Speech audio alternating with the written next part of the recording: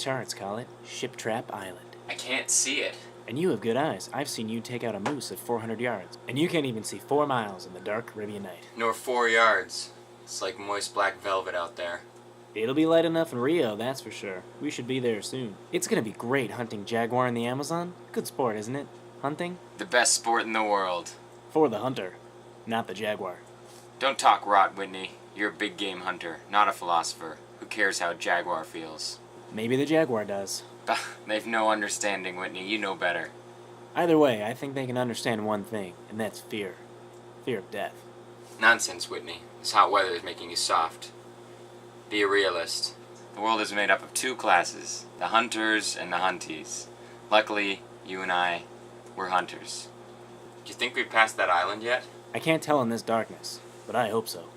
Why? Because this place has a reputation, a bad one. Cannibals? Hardly. Even cannibals wouldn't live in such a godforsaken place. Didn't you notice that the crew's nerves seemed a little, well, jumpy? They were a bit strange now that you mention it. Even Captain Nielsen. I couldn't get a word out of him today. And the crew? Just whispers all around. Something is definitely wrong about that island. Pure imagination, Whitney. One superstitious sailor can wreck the whole ship's company with his fear. Watch your tongue. That may be, but sometimes sailors can have an extra sense about these things. Well, either way, I'm off to bed. Oh, Whitney, I'm not sleepy. I'm gonna go up to the afterdeck and smoke my pipe. Good night, Rainsford. Good night, then.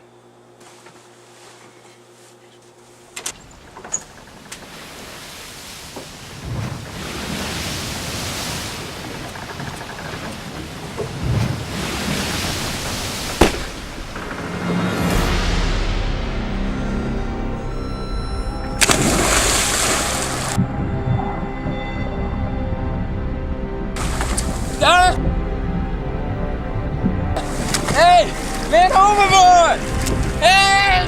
Hey!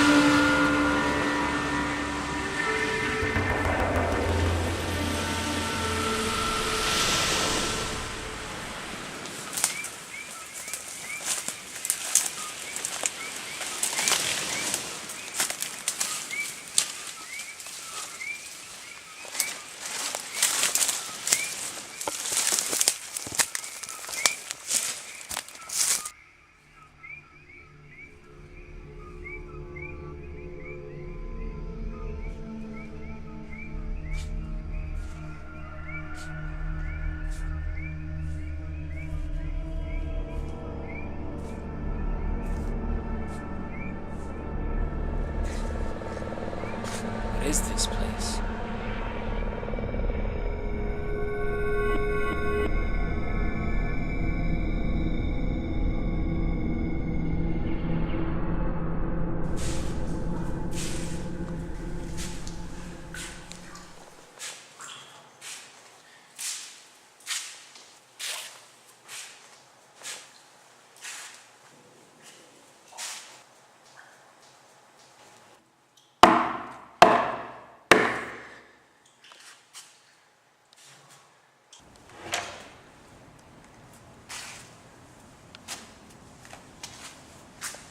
Hello, hello.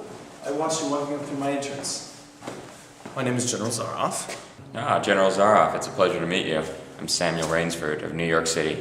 Ah, Mr. Rainsford. I know of your books. Come in, come in. My servant Ivan will tend to you, bring you fresh clothes, and cook you a fine meal. Then afterwards, meet me in the parlor for a drink.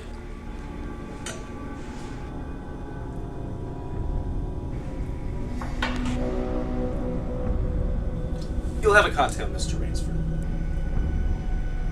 We do our best to preserve all the amenities we can, being this far away from civilization, as you may well have noticed. Did you think the cognac suffered at all from the ocean trip? Not in the least, General. Thank you for your hospitality. You have some wonderful heads here. That Cape buffalo up there, it's the largest I've ever seen. That fellow, he was a monster. I'm impressed. Did he charge you? Hurled me against a tree, fractured my skull, but I got the brute.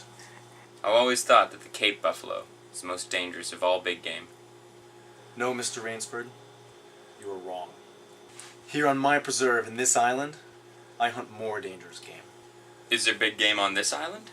The biggest. Oh, it isn't here naturally, of course. I have to stock the island myself.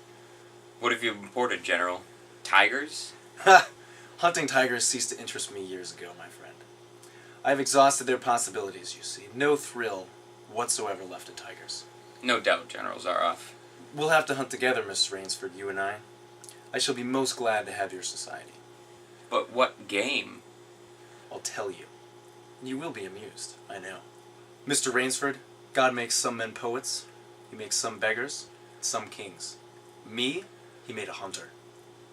Now my hand was made for the trigger, you see, and my father, when I was 5 years old, he gave me a little gun. I came back one day, and I had shot some of his prized turkeys, but he didn't punish me, you see. He complimented me on my marksmanship. He knew what was inside of me already. And I killed my first bear in the Caucasus when I was 10. My whole life has been a prolonged hunt. It would be impossible for me to tell you how many animals that I've killed.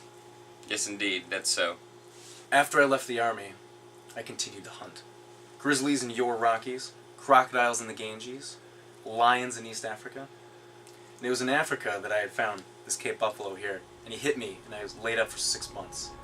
Now, as soon as I recovered, I was back on the hunt. On another night, a couple of months later, when I was hunting rhinos in East Africa, I was lying in my tent with a terrible headache. A profound thought came into my head. Hunting, you see, was beginning to bore me. And hunting, remember, is the purpose of my life. I would be nothing if I wasn't a hunter. So I was forced to do something. And I knew, with my analytical mind, that I could come up with a solution to solve my problem. What was it? And so I asked myself, what is it about the hunt now that bores me? When I was a young boy, what was it that brought me in, that drew me in? But you, Mr. Rainsford, you already know the answer, don't you? And it's simply this. Hunting has ceased to be what you call a sporting proposition for me. I had become too good, and there was no greater bore than perfection. No animal had any chance with me whatsoever anymore, and that is no boast. It is a mathematical certainty. The animals had nothing but their legs and their instinct. And instinct, my friend, is no match for reason. Now, it was in that particular night, in that tent, that I came up with my final solution. And that was? I needed something that had more than instinct. I needed something with reason. Something that was cunning and deceptive and smart. Something that was definitely a more dangerous game. Now, what animal would have both the ability to have its instincts and the ability to reason? But no animal can reason. You know the answer, Mr. Rainsford. But you can't mean... No, Rainsford, let me finish. It was with this thought that I knew I needed to come and create my own island, my own habitat, for this hunting game to play out. Hunting? Great guns, General Zaroff. What you speak of is murder. Pure and simple. But don't you understand, Rainsford? It's a new, fresh type of prey. Something beyond anything you could ever imagine. Where would you get them? Now I set up a fake channel